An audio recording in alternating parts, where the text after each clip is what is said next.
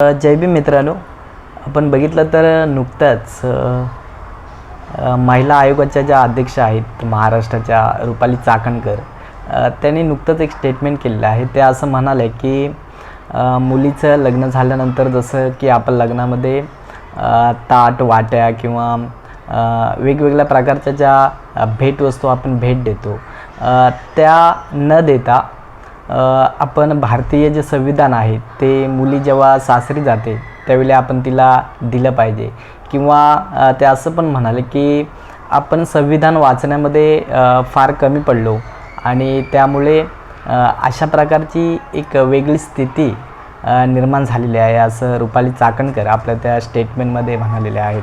आपण जर बघितलं तर राज्य महिला आयोग जो आहे त्या आयोगाच्या अध्यक्ष म्हणून त्या एक महत्त्वाची भूमिका महाराष्ट्रामध्ये बजावत असतात. आणि अशा प्रकारच्या कार्यक्रमांच्या माध्यमातून आपण जर बघितलं 8 मार्च जागतिक महिला दिन जो होता, या महिला दिनाच्या निमित्तानं रुपाली चाकणकर जे आहेत त्यांनी हे नुकतंच जे आहे ते स्टेटमेंट दिलेलं आहे. आणि म्हणून ते असं म्हणाल्या की पोथी पुराणं किंवा अशा प्रकारची जी धार्मिक पुस्तकं आहेत ती आता कुठेतरी मागे पडलेली आहेत आणि त्या जागी संविधानाचं जी जागरण आहे किंवा संविधानाचा मूलभूत जे तत्त्व आहे ते महिलांपर्यंत पोहोचवण्यासाठी ज्या ज्या प्रकारचा प्रयत्न आम्हाला करता येईल तो प्रयत्न आम्ही यापुढे नक्कीच करू, असं रुपाली चाकणकर आपल्या स्टेटमेंटमध्ये म्हणालेले आहेत. आणि आपण जर बघितलं तर भारत स्वातंत्र्य व्हायच्या अगोदरची स्थिती किंवा प्राचीन ऐतिहासिक जे धार्मिक ग्रंथ आहेत किंवा अजून आपण बघितलं तर प्राचीन काळामध्ये कशा प्रकारची महिलांची एक अवस्था होती ते आपण बघितलेले आहेत. एका ठिकाणी जर आपण बघितलं तर चूल आणि मूल किंवा आपण बघितलं तर बरेच सारे जे धर्माचे हे अशा प्रकारचे जे ठेकेदार आहेत ते आपण बघितलं तर बऱ्याच साऱ्या लोकांना सांगत असतात की ज़्यादा से ज़्यादा बच्चे पैदा करो किंवा हातामध्ये शस्त्र घ्या. किंवा आपण बघितलं तर नुकतंच एक स्टेटमेंट झालेलं आहे, एका महाराष्ट्रातील एका व्यक्तीने असं म्हटलं आहे की माझ्या बागेतले आंबे खाल्ल्यानंतर तुम्हाला मुलं होतात किंवा मुलं होतील, अशा प्रकारचं एक तत्त्वज्ञान महाराष्ट्रामध्ये आपण ऐकलेलं आहे. आणि म्हणून अशा प्रकारची जी विचारसरणी आहे ती विज्ञानाचा जो विचार आहे, भारतीय संविधानाचा जो विचार आहे तो नाकारणारी एक संस्कृती, नाकारणारा एक मोठा वर्ग आपणाला बघायला मिळतो. आणि म्हणून जे लोक विज्ञान नाकारतात, जे लोक भारतीय संविधान नाकारतात ते लोक अशा प्रकारचा जो धर्म आहे तो महिलांमध्ये पेरण्याचं काम करत असतात. आणि या धर्माची जी सूत्र आहेत ती गेली कित्येक वर्ष त्यांनी आपल्या या मानसिकतेतून आपल्याकडे ठेवलेले आहेत. आणि या मानसिकतेमध्ये महिलांना कोणत्याच प्रकारचं जे धार्मिक महत्त्व आहे ते कुठेच ते देताना दिसत नाही. आपण जर बघितलं तर महाराष्ट्रामध्ये आज देखील अशा प्रकारची काही मंदिरं आहेत तिथे महिलांना आज देखील प्रवेश दिला जात नाही. आणि हे जे जग आहे ते टेक्नॉलॉजीचं जग आहे. 21व्या शतकामधला हा जो तरुण आहे तो तंत्रज्ञानाचं जे हे युग आहे तो जवळून अनुभवताना आपल्याला दिसत आहे. आणि म्हणून अशा प्रकारची जी ही प्राचीन किंवा अशा प्रकारची ही जी धार्मिक स्थिती आहे ती आज देखील अशा लोकांनी मजबूत पकडून ठेवलेली आहे. आपण जर बघितलं तर प्राचीन काळामध्ये जो वारकरी संप्रदाय होता, जो समतेचा विचार घेऊन पुढे जाणारा जो हा संप्रदाय होता, त्यामध्ये संत एकनाथ असतील, संत तुकाराम असतील, संत नामदेव असतील, त्यांनी असं म्हटलं आहे की संस्कृत भाषा जी आहे ती देवाने निर्माण केलेली आहे. आणि म्हणून संत एकनाथ जे आहेत त्यांनी क्वेश्चन विचारलेला आहे की संस्कृत भाषा जर देवाने निर्माण केलेली असेल तर त्या इतर ज्या भाषा आहेत किंवा आपण बघितलं तर महाराष्ट्रामध्ये किंवा संपूर्ण भारतामध्ये वेगवेगळ्या प्रकारच्या भाषा, इथली जी डायव्हर्सिटी आहे त्या ज्या भाषा आहेत त्या कुठून निर्माण झाल्या, अशा प्रकारचा प्रश्न संत एकनाथांनी त्यांच्या वारकरी संप्रदायामध्ये देखील ह्या व्यवस्थेला विचारलेला आहे. त्याचबरोबर आपण बघितलं तर ब्राह्मण, महार, धर्म, पंथ, जाती म्हणजे ज्या ज्या अशा व्यक्ती आहेत त्यांना महारांचा स्पर्श चालत नाही किंवा ज्या ज्या जाती आहेत ज्या वर्णव्यवस्थेमध्ये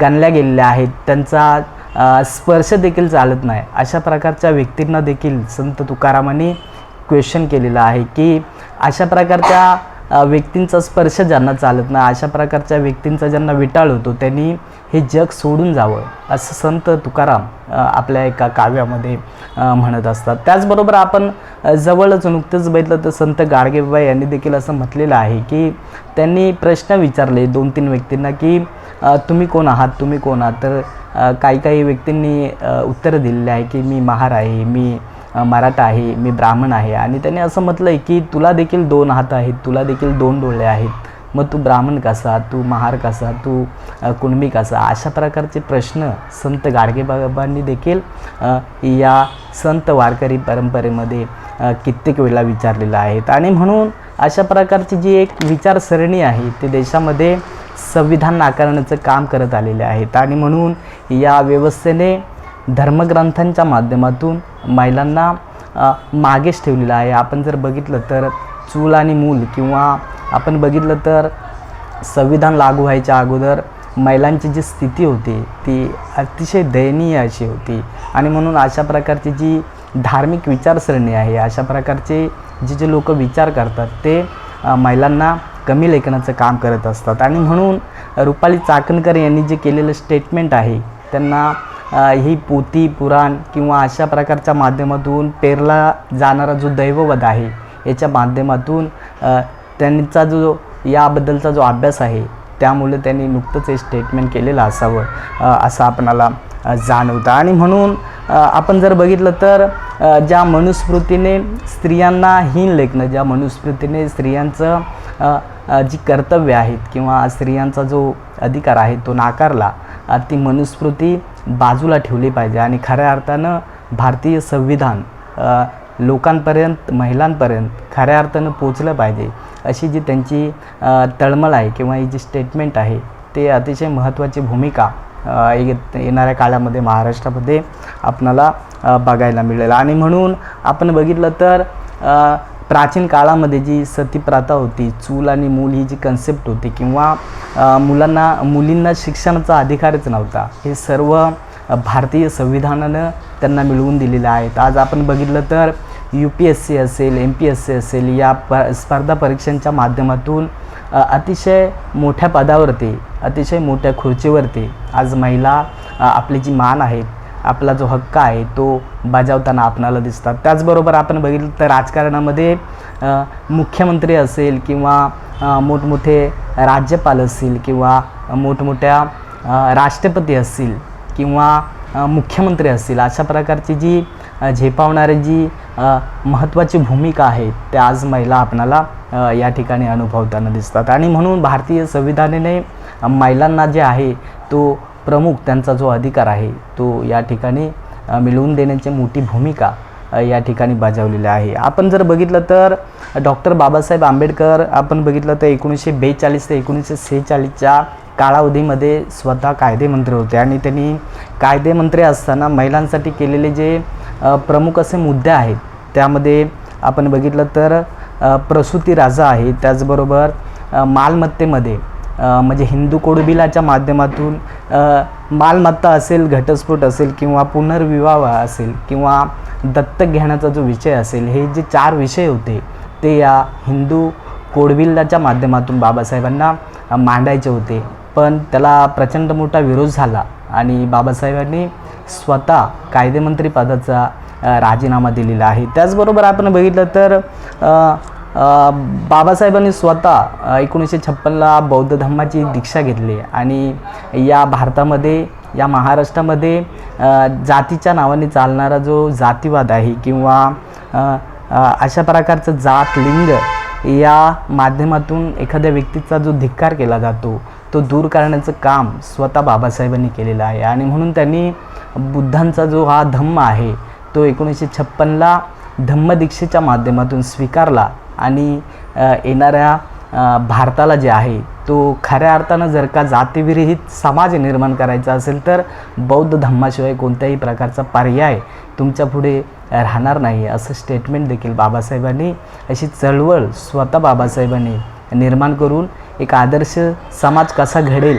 याचं प्रख्यात असं उदाहरण स्वतः बाबासाहेबांनी दिलेलं आहे. आणि म्हणून कोणत्याही प्रकारची व्यक्ती निघून गेल्यानंतर ज्या स्वर्ग असतील, नरक असतील यांच्या ज्या भाकड कथा आहेत त्याच्यामध्ये रममान न होता खऱ्या अर्थानं जिवंत असताना व्यक्तीला जर का सुख अनुभवायचं असेल तर बौद्ध धम्माचा स्वीकार करणे ही काळाची गरज आहे असं स्वतः बाबासाहेबांनी सांगितलेलं आहे. आणि म्हणून या ठिकाणी जर आपण बघितलं तर अशा प्रकारच्या ज्या या कन्सेप्ट आहेत त्या दूर करायच्या असेल तर येणाऱ्या काळामध्ये खऱ्या अर्थानं भारतीय संविधानाच्या माध्यमातून किंवा MPSC असेल, UPSC असेल, स्पर्धा परीक्षा असेल यांच्या माध्यमातून ज्या ज्या महिला अशा प्रकारच्या संविधानिक पदावरती बसतील त्यांची ती जबाबदारी बनेल की त्या काळामध्ये ज्या ज्या व्यक्ती अशा प्रकारे संविधानावरती आघात करतील किंवा धर्मशास्त्रांच्या माध्यमातून संविधानाला पाडण्याचं काम करतील त्या महिलांची ती जबाबदारी बनते, त्या व्यक्तींची ती जबाबदारी बनते की संविधानिक अधिकारांच्या माध्यमातून अशा प्रकारच्या ज्या पोथी पुराणे किंवा दैववाद पसरवणारे जे धार्मिक ग्रंथ आहेत ते येणाऱ्या काळामध्ये महिलांना दूर सारावे लागतील. आणि खऱ्या अर्थानं रुपाली चाकणकर ज्या म्हणाल्या आहेत त्या अतिशय त्यांनी अभ्यासू असं म्हणजे स्टेटमेंट केलेलं आहे की येणाऱ्या काळामध्ये जर का या अशा प्रकारच्या जुन्या विचारसरणीला बाजूला ठेवायचा असेल तर संविधानाच्या माध्यमातून आपणाला जो आहे तो हा विचार दूर ठेवला जाऊ शकतो. आणि खऱ्या अर्थानं महिलांना जर का त्यांचे अधिकार किंवा त्यांचे हक्क किंवा त्यांचा रिस्पेक्ट जर का मिळवायचा असेल तर खऱ्या अर्थानं प्रत्येकाने संविधान वाचलं पाहिजे. संविधानाच्या माध्यमातून ज्या महत्त्वाच्या जागा आहेत किंवा ज्या शासकीय जागा आहेत त्यांच्या माध्यमातून जर का आपण अतिशय प्रामाणिकपणे काम केलं तर येणाऱ्या काळामध्ये खऱ्या अर्थ संविधान जे आहे ते आपणाला न्याय देईल. आणि म्हणून त्यांच्या या वक्तव्याचा आपण रिस्पेक्ट केला पाहिजे किंवा त्यांनी हे जे केलेलं वक्तव्य आहे ते अभ्यासू प्रवृत्तीतून किंवा वृत्तीतून केलेलं आहे असं आपण समजलं पाहिजे. एवढंच मला या व्हिडिओच्या माध्यमातून तुम्हाला सांगायचं होतं. आणि या ठिकाणी तुम्हाला सर्वांना जय भीम करून या ठिकाणी तुम्हा सर्वांची रजा घेतो. जय भीम.